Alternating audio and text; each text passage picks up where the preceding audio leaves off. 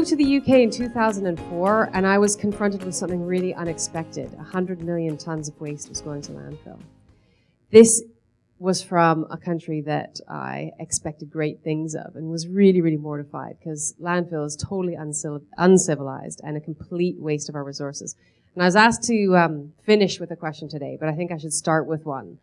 How many of you waste things in your life or encounter waste on a day-to-day basis?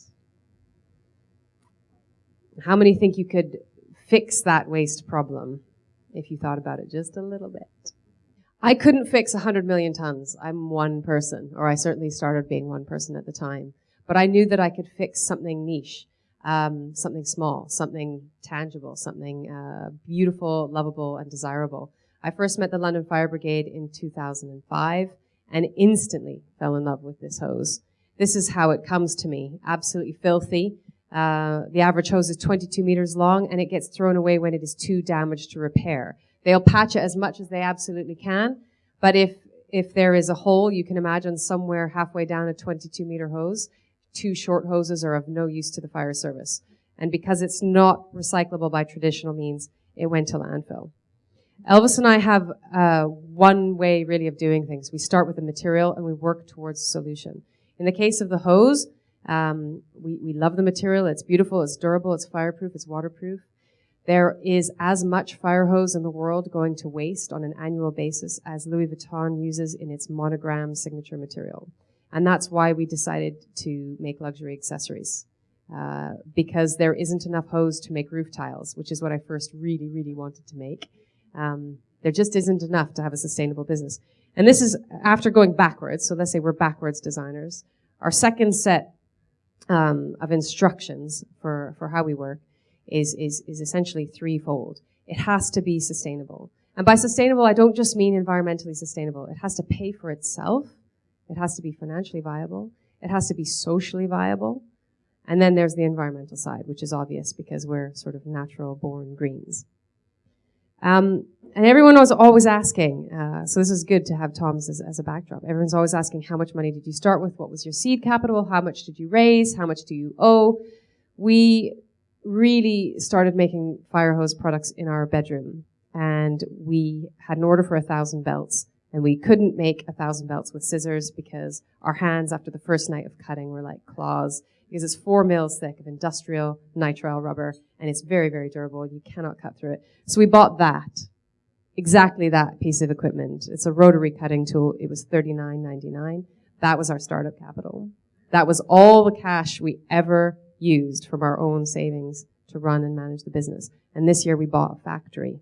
So you don't always need a banker. You don't always need debt. And you don't always need investors. 5 years later, we were making products like this. So the first product was a belt.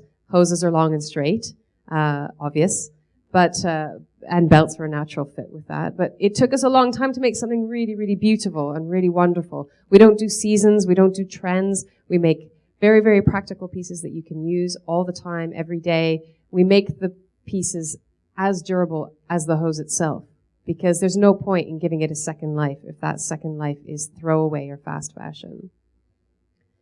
We also give 50% of our profits to the firefighters' charity. I had a lot of explaining to do when we first met a group of investors who came down and said, so how are we going to get around this problem of you guys giving 50% of your money away? And I was like, well, I'm not so sure it's a problem. Firemen are amazing. Everybody loves firemen. They're incredibly sexy. And if you're buying a extremely expensive handbag, the idea that half that money goes to an extremely sexy fireman probably helps a lot with the sales process. And that was something we gave them half the money just because we wanted to.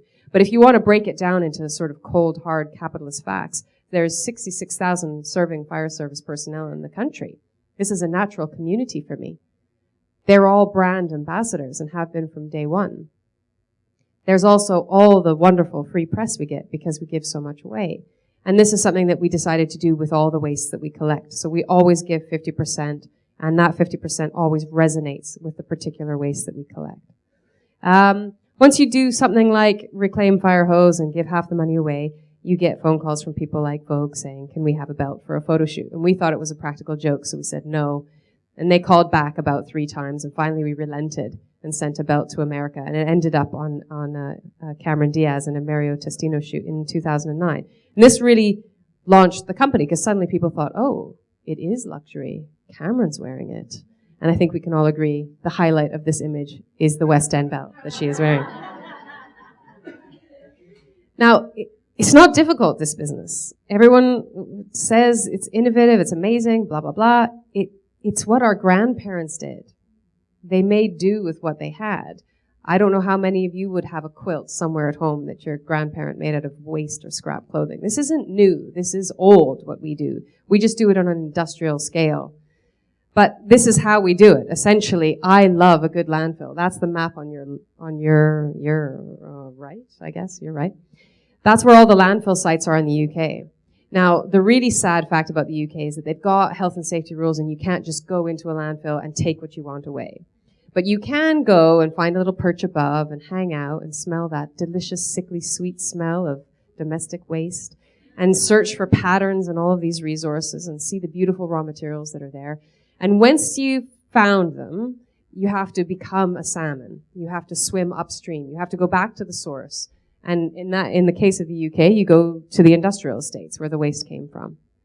So you find it, and then you track it down. And when you track it down on an industrial estate, the beauty then is it tends to be clean, it tends to be usable, it tends to be something that you can create a process and a scale around, which is exactly what we set out to do once we found the hose.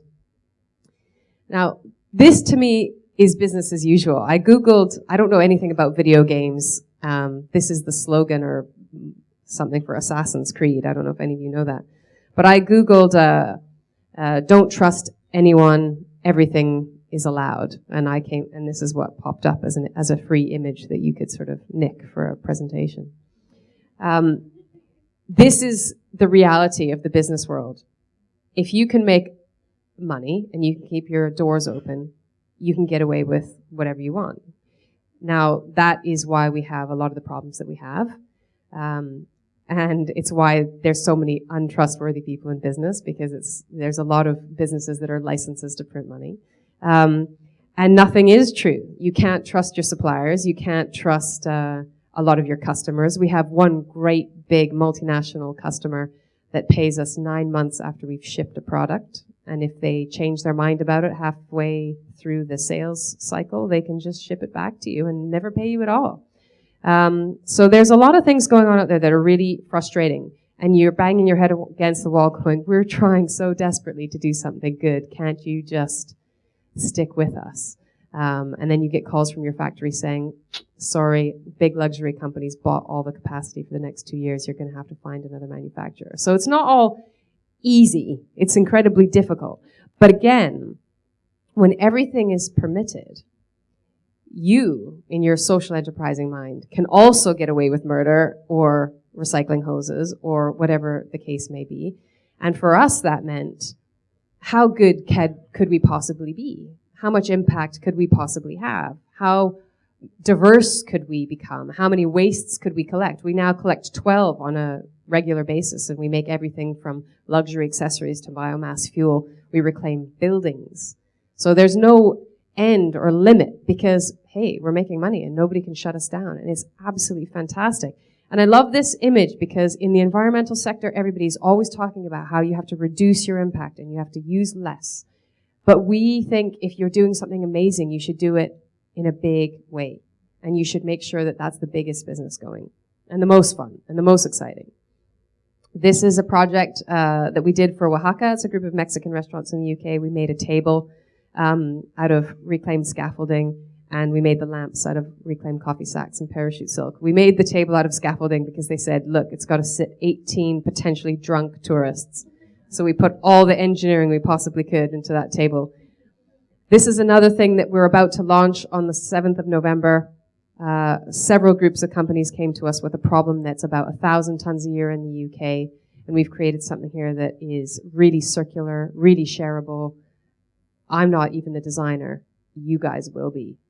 It comes to you as a pack, ready for you to design yourselves. And we're really excited about that coming out. And then this is my last slide. This is my business partner. This is Elvis. I met him when I was 24 years old. And it was love at first sight, just like the hose. We had one date, I moved in, and that was it. I didn't look back. And I think that for me, I mean, he's a little less direct about it and probably not very happy that this is like streaming on video. But the reality is, we don't have a work-life balance. We have a life. We don't do our charity projects in the evening after we've finished work. It's part of everything that we do. It's not business to us. It's personal. So, thank you.